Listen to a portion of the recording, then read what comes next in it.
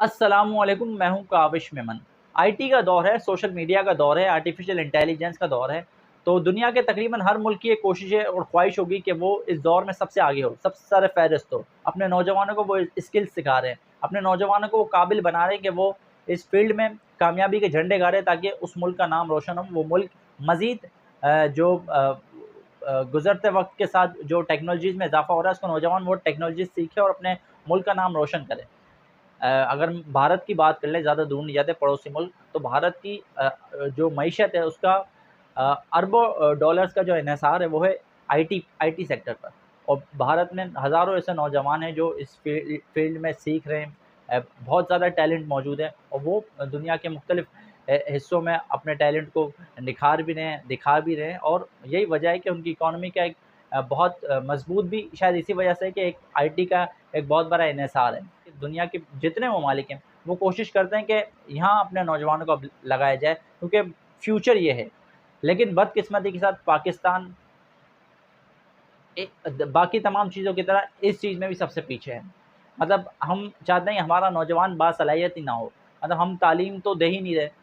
अगर दे भी रहे हैं तो वो मयारी तालीम नहीं है। मतलब हम वोटी माफ़िया को उतार देते हैं मैट्रिक के इम्तिहानात में, इंटर के इम्तिहानात में, मत नकल कराओ बच्चों को, उनकी जो सलाहियतें हैं, मतलब जो पढ़ने लिखने वाला तालिब इल्म है, वो भी जब ये सिस्टम देखता है तो वो मायूस हो जाता है। तो हम तो चाहते ही नहीं हमारा नौजवान आगे जाए, मुल्क का नाम रोशन करे। लेकिन और अगर हम आईटी कोर्सेज़ की बात कर लें, आर्टिफ़िशियल इंटेलिजेंस के कोर्सेज़ की बात कर लें, तो बड़े पैमाने पे ये हो भी नहीं रहे और अगर कहीं हो रहे हैं, तो महँगे हैं, ज़ाहिर है कि हर बंदा अफ़ोर्ड नहीं कर सकता पाकिस्तान में चूँकि ब हज़ारों लोग ऐसे जो गुर्बत की लकीर से भी नीचे हैं, तो मतलब हर बंदा अफ़ोर्ड नहीं कर सकता। लेकिन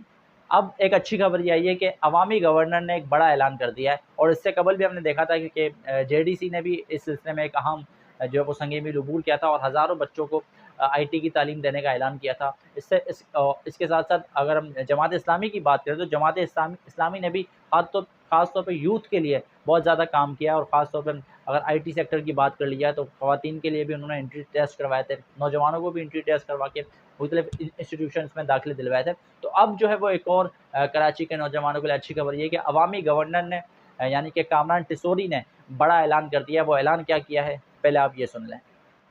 वो कोर्सेज आईटी के जिसको करने के बाद एक शख्स की ज़िंदगी बदल सकती है और वो 1500 से $3,500 और $3,500 से $5,000 तक महीना कमा सकता है। आज हम सोच जोड़ के इसीलिए बैठे हैं, उसी पे काम हो रहा है